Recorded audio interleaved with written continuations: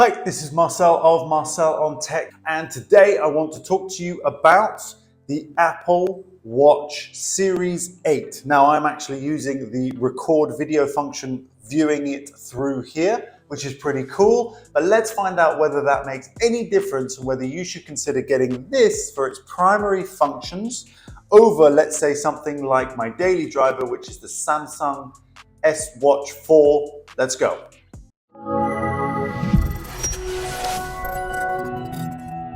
Okay, so I've been testing out the Apple Watch Series 8 for the last 2 weeks now, and my direct form of comparison was with my trusty Samsung Watch 4, which I've been really pleased with. Obviously, this is now a 2-year-old device. What are the main differences? And it's going to be very easy to compare them. Obviously, this is a 2-year-old device. This is a 1-year-old device.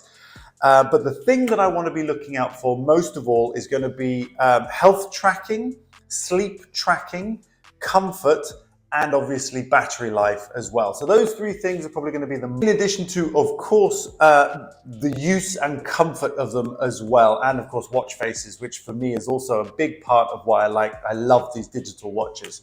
Okay, so talking about the Apple Watch Series 8.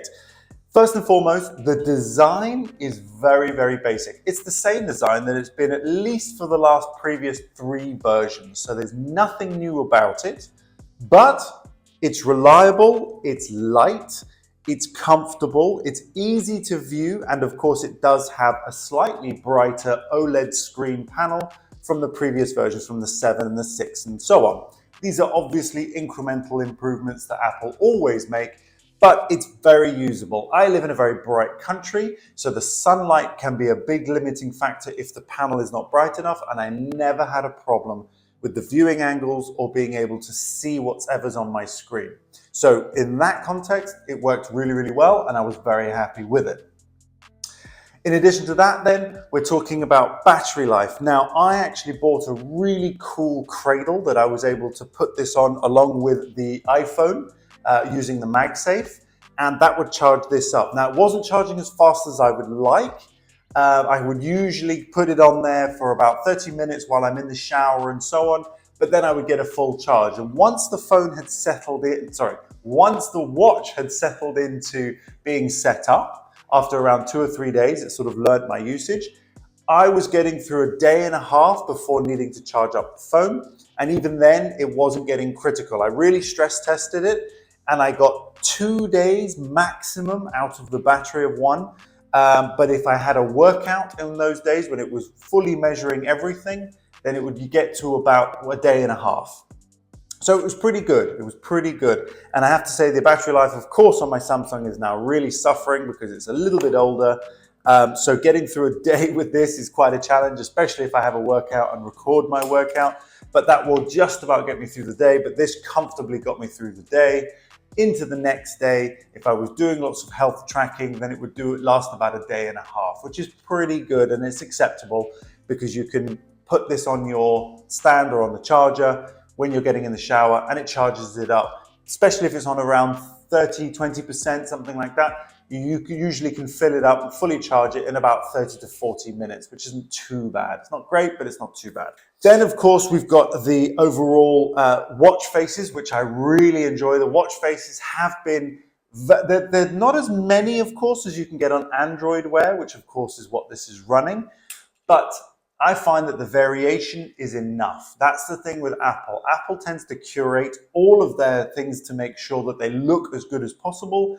And in fairness, there's enough watch faces here for me to play with for now. I've only had it for 2 weeks. So I would imagine I would get a little bit bored of what's on offer so far. But of course, once you get used to the watch, and if you're just an average user, there's going to be plenty of watch designs from chronograph to plain to fire settings that are just very cool and very attractive for you to view as well. So that has been very good. Now, in terms of health tracking, so I like to use this for when I do CrossFit or go for walks. And I have to say, in terms of accuracy, you can see that there have been improvements, let's say from the Samsung device from 2 years ago to this device right now. Now, this has got a specialist sensor for temperature, more applicable for women and for their menstrual cycle, which is a good idea, but of course it only measures the temperature of their wrist, not their core temperature. It would be difficult to do that. So it has cycle tracking, but this also has cycle tracking in the sense that you can input the data, but it won't necessarily check changes in temperature, etc. But for a man, obviously that's less relevant unless you're recording it for your wife. But what it is useful for is for health tracking in terms of heart rate, heart zones, and then the presentation of the health results as well, which I really, really do enjoy. I think Apple have very much refined the health tracking aspects of this watch, and the way that it actually measures it is very, very visual, it's very clear, and of course you've got your rings, so when you fill in your rings, you know you've had a good day, and obviously you've achieved your goals, depending on whatever you've set them up to be. So that is well laid out, it's very famous for that, and obviously it gives you rewards, and I think that's very, very well done. So I have enjoyed it from that capacity. The other part of it that I've enjoyed greatly is that wearing it whilst working out is comfortable. Unfortunately, I've become spoiled with being able to test out these smartwatches, and the Samsung watch is actually becoming less and less comfortable simply because I'm feeling the weight of it. This is the classic version, so it's bigger, it's got the spinning bezel, but the weight of this is significant, despite the fact that the battery is not as good anymore. So this is significantly heavier than the Apple Watch, and I can really notice it on my wrist, and so it's not as comfortable, and I've got very thin wrists, so I can really feel that watch. But if you like heavier, chunkier watches, this is still going to be a brilliant one, because this one you're going to forget all about it. The Apple Watch, you're going to forget that you're even wearing it, which for me is quite comfortable actually. I rather like that, especially when I'm working out, because then it's not a distraction, it's just complementing what I'm trying to do. One of the features that is very, very useful, and something that actually I cannot sleep with this watch on because it's just too uncomfortable on my wrist. It would be, I'd lie on it, or I would get it caught on my partner or something like that. I don't necessarily do the sleep tracking on this. When I did do it to test it many, many years ago, it was okay, but because it was so uncomfortable, and because I didn't necessarily believe too much in the results of this, I actually stopped using it. Whereas with the Apple Watch, I do really find it quite interesting what my sleep tracking is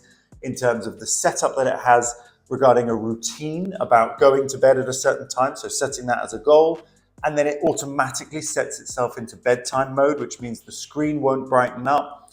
It goes into a very, very dark power saving mode, which again is very, very clever and works seamlessly with the nightstand mode that I've got set up on the watch as well, on the phone, when I have it attached to the nightstand before I go to bed. So it is very, very cool. It's very well laid out. Of course, we would expect that from Apple. They've refined this down to a T really nicely. And it's comfortable to sleep with. I can sleep with this. I don't feel like I'm going to crush it or break it, or it's not going to hurt my wrist, and it doesn't get caught on my partner either when we're lying in bed. So this has actually been very good, and the results have been fascinating as well. I like, the way it's been graphically laid out. It's very, very visual, and it looks great. And I believe it to be quite reliable in terms of showing my REM and showing my sleep wake patterns, and obviously duration of sleep as well has been very, very effective. Interestingly, I've got a lot of heart rate alerts. It turns out that I'm actually quite fit because my heart rate drops below 40 regularly at night. When I wake up in the morning, I get those alerts coming through to the watch. What's good is I'm not getting those alerts at the middle of the night. That's very important. I only get it once the watch wakes up and I'm awake as well. So that's clever and good news. Something extra that I found that was quite interesting, with the sensors on the rear, when you take off the smartwatch, the Samsung watch, the light goes absolutely bonkers trying to sense what's happening. And after a couple of seconds, it realizes that it's no longer on your wrist. But that light on the back can be absolutely blinding. This watch, the Apple Watch, somehow detects it much faster and doesn't blind you with the green light that it has with all the sensors on the underside.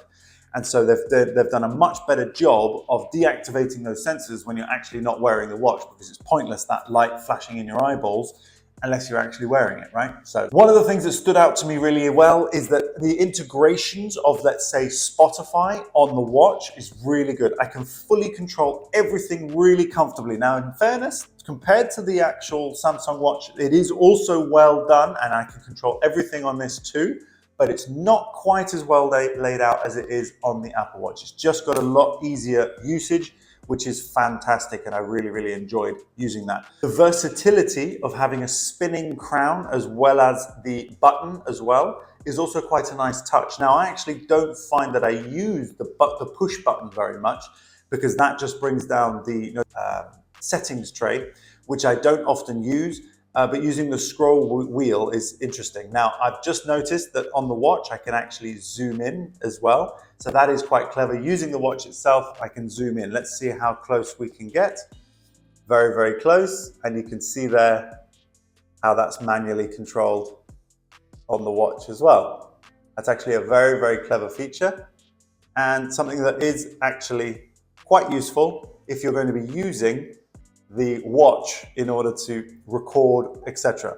So that is actually very, very clever. And there we can even go switch to the wide angle lens as well, which is very, very handy and very, very clever. There are touches and features on this watch that really stand out above and beyond. I would say particularly the camera control is way better on the Apple than it is on the Samsung, although you can control camera and video, but you can't switch between the two on the watch, which is quite annoying. But you can do that on the Apple Watch. That works really, really well. So these are the type of integrations and the ecosystem that complements Apple so nicely and makes a huge difference. So if you have an Apple device, such as an iPhone, then getting a Apple Watch is definitely going to complement you, especially if you do health tracking, especially if you want to monitor your sleep patterns, especially if you just want variation in digital watches. This is going to be great. Does it mean you have to go for the latest and greatest? Absolutely not. You don't need to spend €1,000 on the Ultra. You don't even need to spend €350 like I did on this one. You can go for the older versions, still have a very reliable watch, and still have all of the software features that are very, very good.